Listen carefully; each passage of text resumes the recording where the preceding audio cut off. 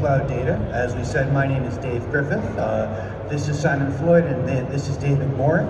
And yes, everyone, welcome. As we go through and talk about scaling, we have seen that digital transformation has significantly accelerated with COVID and over the last number of years.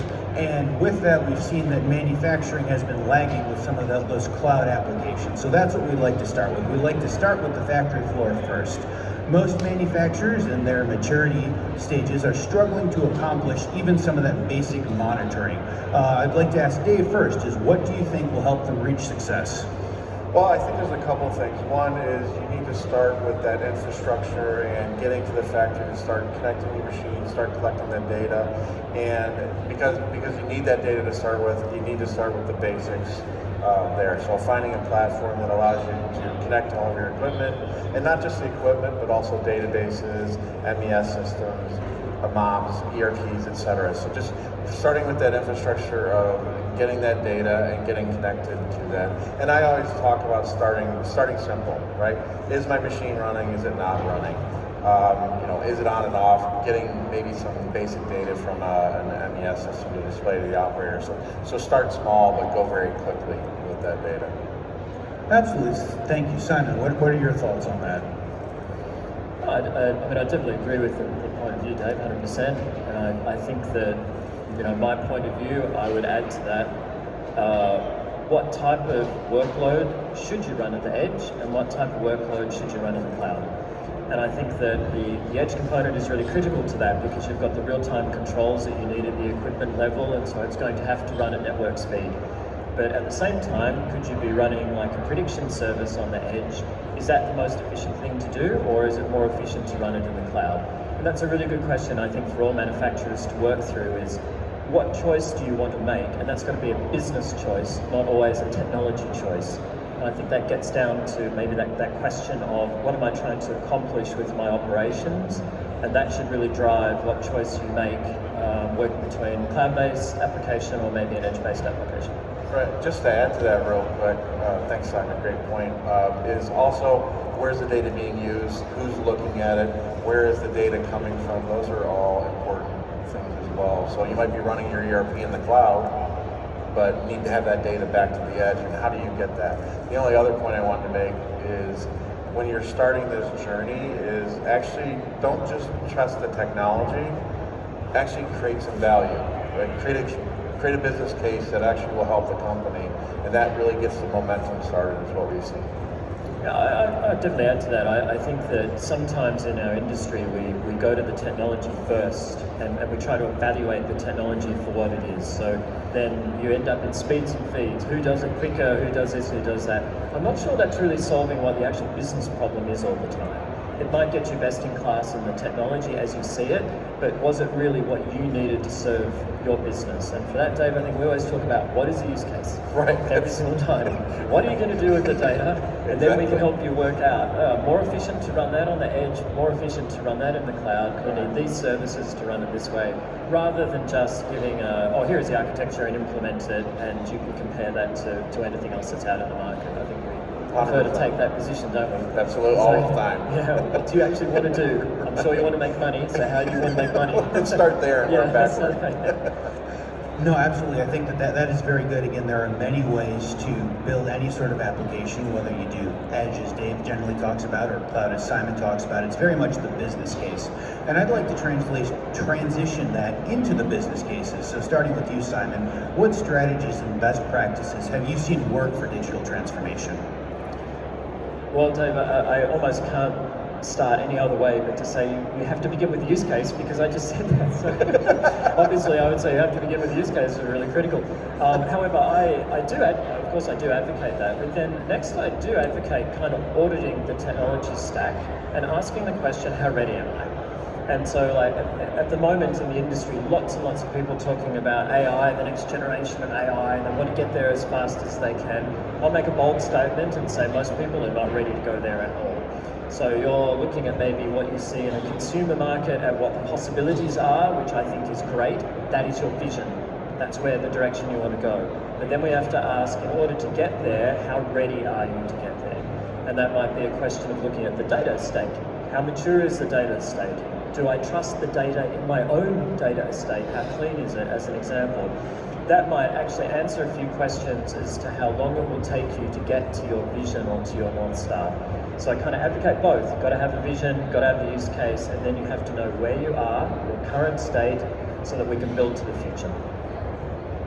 No, absolutely. I agree with that, and I always like to hear the Google Cloud person agree that AI is certainly a great thing for the future, but for many manufacturers may not be the use case that is available for today. Dave, what are your perspectives on what you've seen work well, strategies and otherwise, for digital transformation? Yeah, I agree with everything Simon said on that. What we do at Litmus is we start with the use cases again, and we start working backwards, because the use case is going to tell us what information we want to see, who the user is. Then we go, where is that data located? How do we transform that data into information to be used? And then go back to, how do we connect to that data? How do we bring it into the system? How do we transform it? And how do we use it? So we again, start with the use case, work backwards, and really plan out and map out what our use cases are going to be, how it's going to be displayed to the user, and we go through this whole project scoping process to really be successful with it. No, fantastic. Thank you for that. And I want to move on to scale, right? What we said we were going to come here to talk about, and that is one of the most difficult questions that we can have, as to if we scale internally within our facility, as to if we scale across a variety of facilities. So Dave, starting with you, let's talk about what methods you've seen work best for scaling, please. Right, thanks, Dave.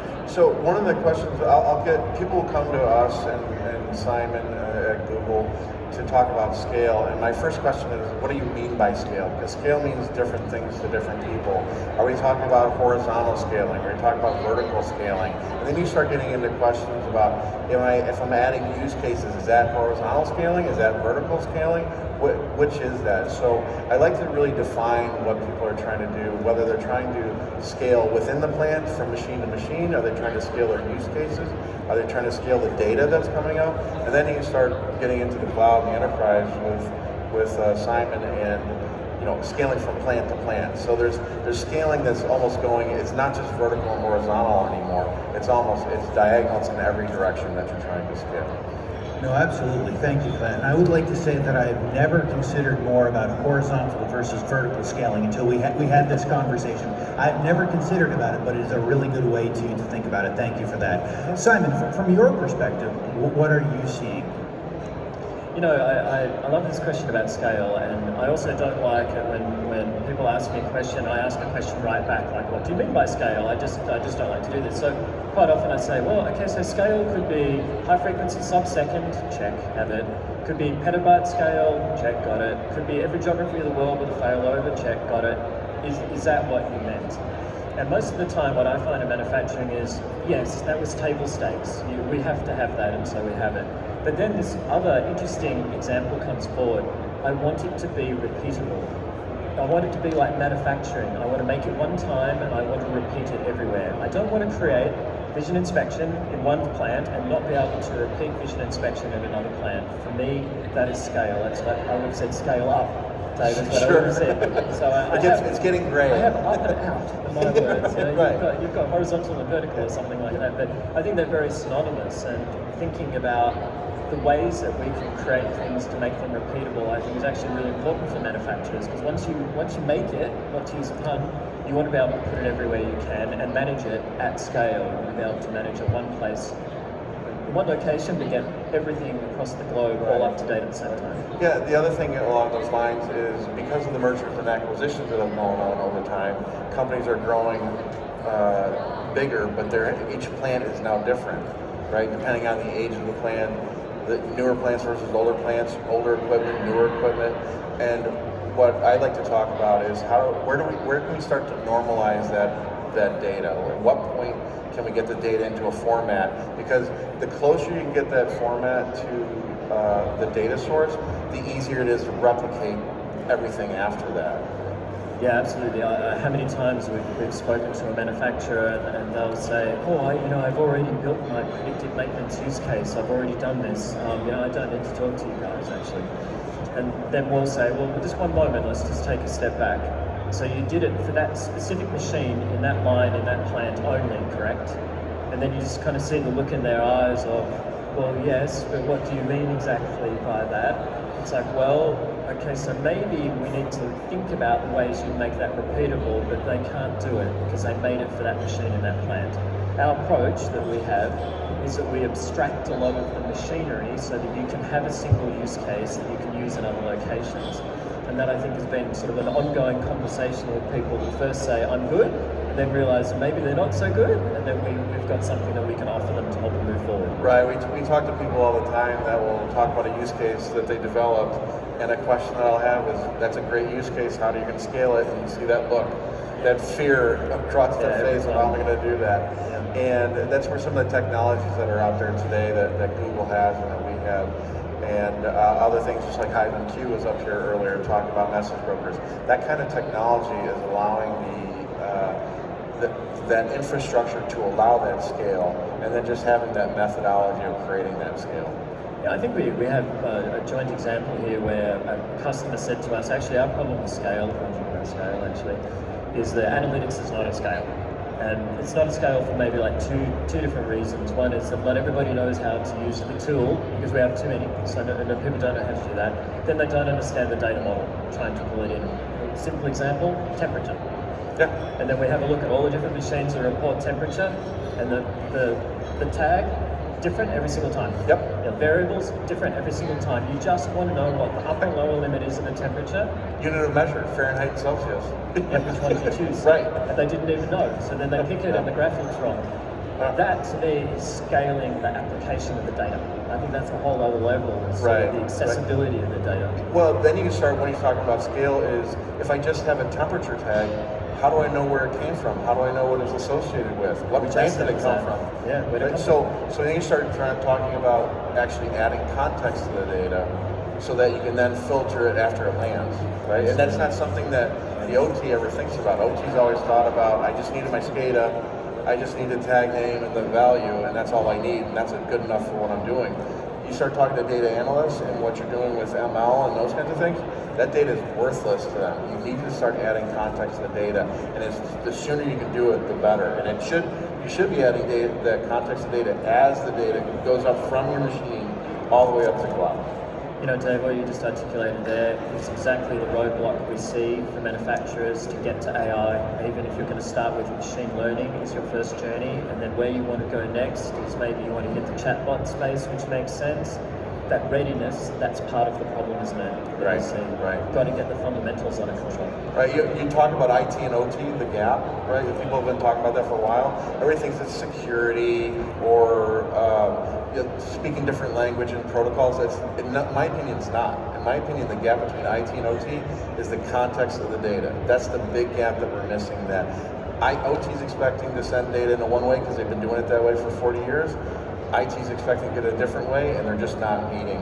Right? So we're seeing change, but that's the big problem. Yeah, we've all heard that story about you want information from OT, and they send you back a spreadsheet, and it's like it's meaningless information, and you don't know how old it is, you don't know where it came from. Right. You know who sent it to you. That's about all. And that becomes like kind of a critical problem, I think.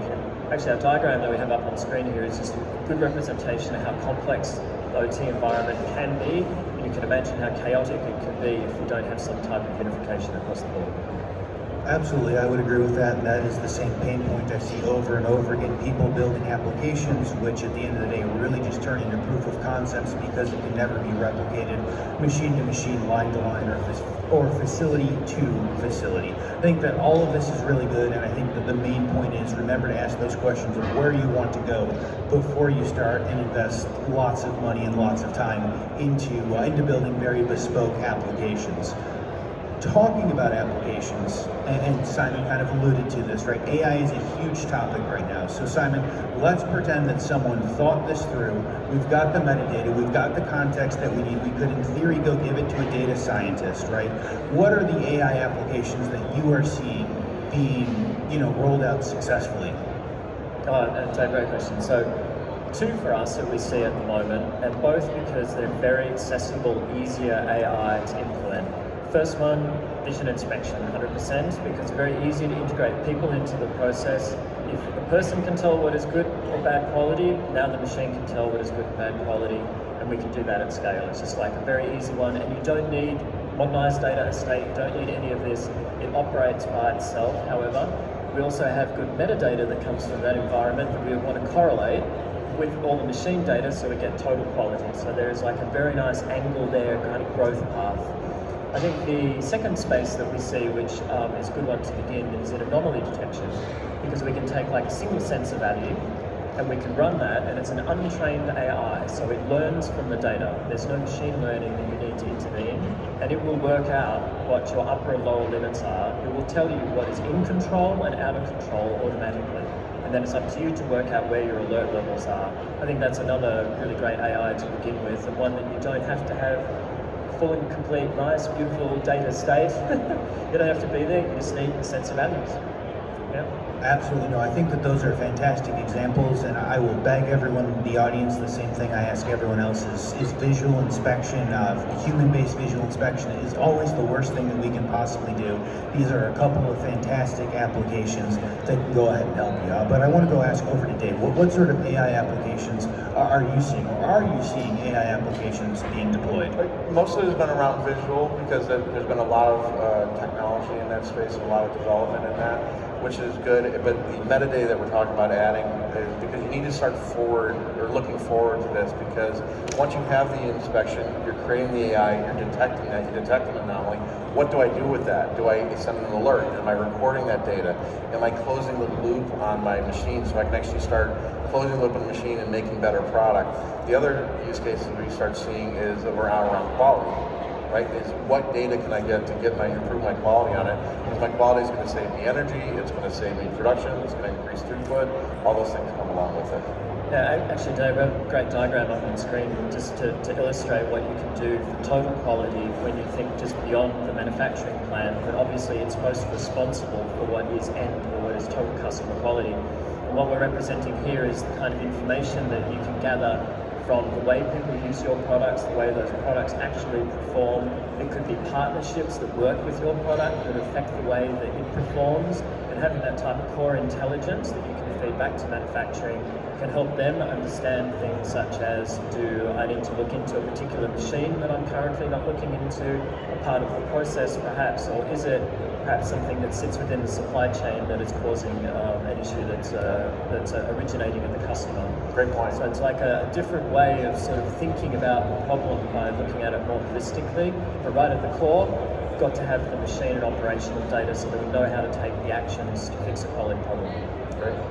No, I love that. And I want to go ask Dave a question he's unprepared for. He's very used to it this week. But Dave, I want to know, are you finding customer demand for AI, for other ML style applications? Where do you think that the next generation of these solutions is going to be? Yeah, we definitely are getting it. We're definitely getting the request for that. The request is not necessarily we're not the AI or ML company. That's what Google does extremely well. But what we find is that somebody created that data model, they created the AI, they created that use case, and the biggest problem they have is, how do I repeat it? How do I scale that out? And that's where we get that call then is like, how do I repeat that? How do I connect my machines? How do I close that loop to the equipment? So we're definitely seeing that. I can tell you that it may have been a pie in the sky 3 years ago in manufacturing. It is not. It is coming, and it's coming fast. So get ready. No, absolutely. I think that's exciting. And then over to Simon. So I think that there are lots of really good quality applications you talked about. Do you predict in the next couple of years we're going to see mostly quality applications, or do you think we're going to be able to leverage AI for other applications beyond quality? Oh, it's a really super question, and Dave, I've got 55 seconds left to say something, and then I just consumed 3 seconds just explaining that to everybody, so that was clearly a big mistake. I do actually think that quality is always going to be a concern for manufacturing. It will never go away. I think being able to achieve 100% is going to be difficult. I think we can get there in the future? Maybe we can get super close, but we'll always be there. I actually think the next frontier is being able to communicate with equipment using natural language. I actually think that's a new direction. Because talking to a machine in its language, it's difficult. And it may have 3 different languages onto itself. Right. I think being able to create more free speech, so we can just ask normal questions of machines, is the new frontier, especially for new workforce coming up, for an unskilled workforce that you need to bring into the factory. I think this is a game changer. No, very exciting.